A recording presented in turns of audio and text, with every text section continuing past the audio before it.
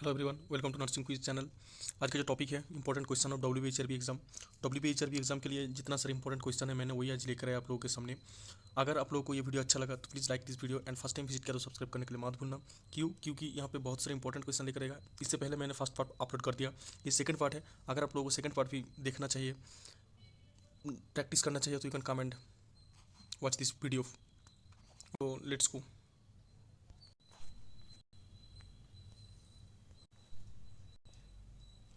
First question, the drug of choice for ventricular fibrillation is option A atropine, option B lidocaine, option C amidron, and final option is D adenosine. The correct answer is option C. Option C amidron is the correct answer. यहाँ पे क्या बोला, the drug of choice, मतलब कौन सा drug choose करना है ventricular fibrillation में। वेंट्रिकुलर फिब्रिलेशन अगर कोई पेशेंट को आया तो कौन सा ड्रग चूज करना है। एट्रोपिन नहीं है, लिडोकाइन भी नहीं है, एडिनोसिन भी नहीं है। सो यहाँ पे जो करेक्ट आंसर है एमिड्रॉन is the correct answer.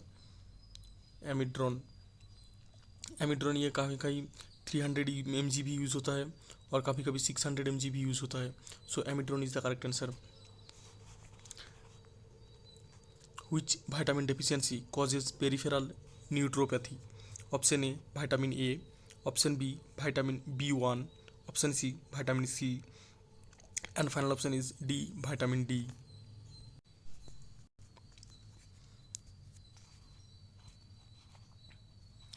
The correct answer is option B. Option B vitamin B1 is the correct answer. क्या बोला यहाँ पे, कौन सा vitamin deficiency causes peripheral neuropathy. Peripheral neuropathy के टाइम पे कौन सा विटामिन डेफिशिएंसी होता है।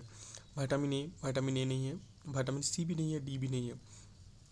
यहाँ पे जो करेक्ट आंसर है vitamin B1। Vitamin B1 is the correct answer. Normal anion gap value is option A 4 to 8 MEQ per liter, option B 8 to 12 MEQ per liter, option C 12 to 16 MEQ per liter, and final option is D 16 to 20 MEQ per liter.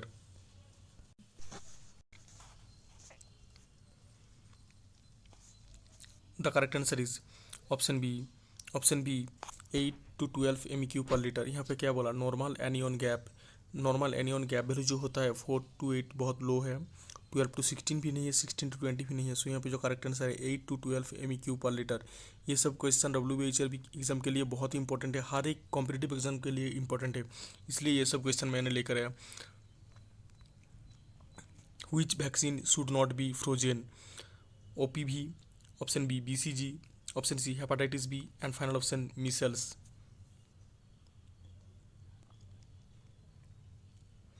The correct answer is option C hepatitis B is the correct answer. यहाँ पे क्या बोला, कौन सा vaccine frozen में नहीं रखना है, कौन सा वैक्सीन फ्रोजन में नहीं रखना है।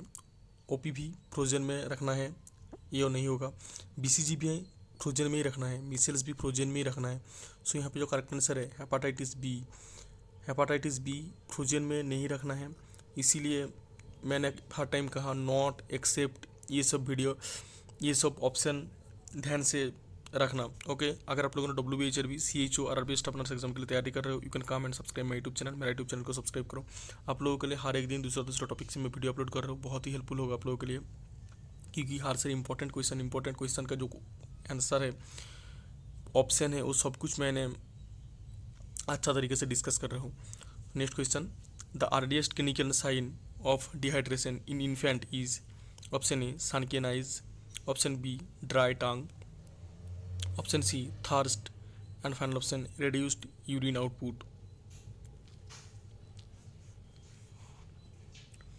The correct answer is option C thirst is the correct answer। यहाँ पे क्या बोला, अर्लीस्ट क्लिनिकल साइन, मतलब कौन सा क्लिनिकल साइन है डिहाइड्रेशन का इन्फेंट के लिए। सनकेन आइज नहीं है, ड्राई टंग ये भी नहीं होगा, रेड्यूस यूरिन आउटपुट भी नहीं होगा, लेकिन ये तीनों ही डिहाइड्रेशन का रिलेटेड है। बट यहाँ पे जो करेक्ट आंसर है thirst is the correct answer.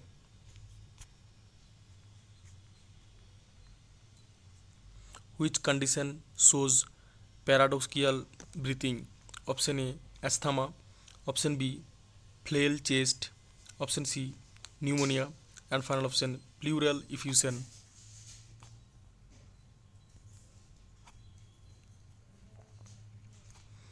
The correct answer is option B.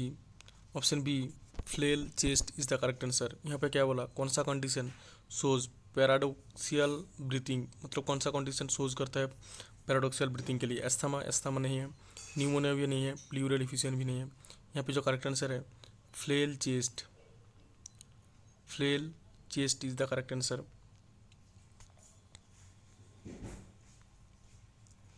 Next question, a patient on warfarin therapy should be monitored by option A bleeding time, option B clotting time, option C INR, and final option is D platelet count.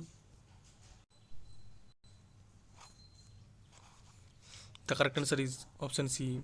Option C INR is the correct answer. यहाँ पे क्या बोला, a patient on warfarin therapy should be monitored bye, मतलब warfarin therapy में कौन सा monitor करना है, ब्लीडिंग टाइम नहीं है, क्लॉटिंग टाइम भी नहीं है, प्लेटलेट काउंट भी नहीं है। सो यहाँ पे जो करेक्ट आंसर है INR, INR is the correct answer. INR monitor करना है। Which electrolyte imbalance causes tetany? Option A hyperkalemia, option B hypokalemia, option C hypocalcemia, and final option hypernatremia.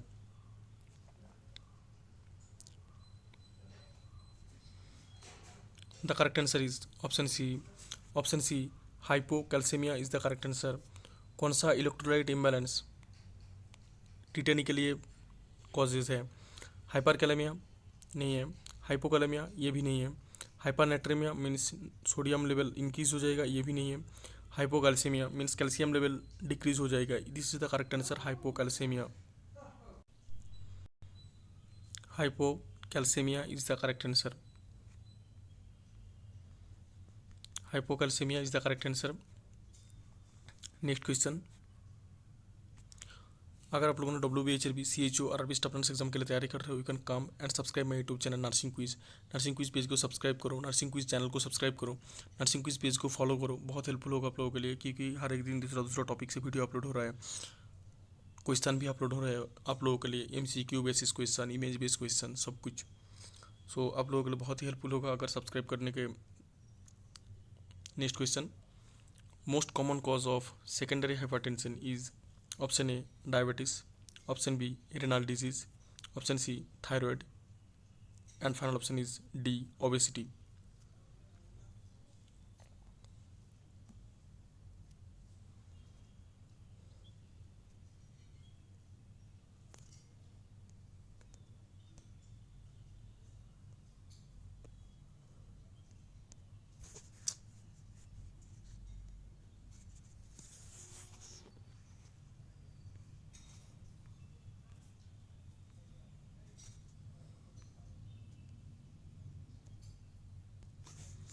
The correct answer is option B.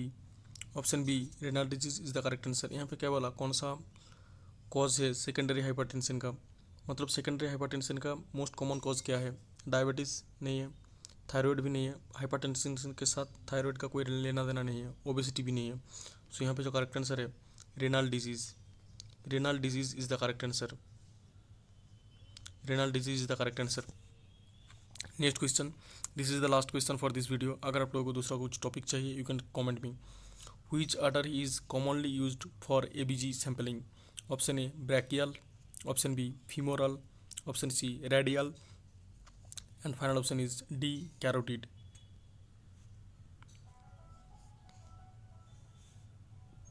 The correct answer is option C radial. Radial is the correct answer. यहाँ पे क्या बोला, कौन सा artery commonly use होता है ABG sampling के लिए। ABG सैम्पलिंग के लिए ब्रैकियल नहीं होता है, फीमोरल होता है लेकिन कॉमनली नहीं है, कॉमनली जो है वो रेडियल है। रेडियल आर्टरी कॉमनली यूज़ होता है, हर टाइम यूज़ होता है, ईजी भी है। सो आज का जो वीडियो है यहाँ तक। अगर आप लोगों को दूसरा कुछ टॉपिक चाहिए you can comment me. First time visit किया तो सब्सक्राइब करने के लिए मत भूलना, क्योंकि नेक्स्ट पार्ट भी आ रहा है। RRB staff nurse, CHO, WBHLB सब कुछ एग्जाम के लिए मैं यहाँ पे वीडियो अपलोड कर रहा हूँ आप लोगों के लिए। अगर आप लोगों को नॉलेज बिल्ड हो जाएगा तो यही मेरा एम है, यही मेरा गोल है। Okay, so bye, see you soon.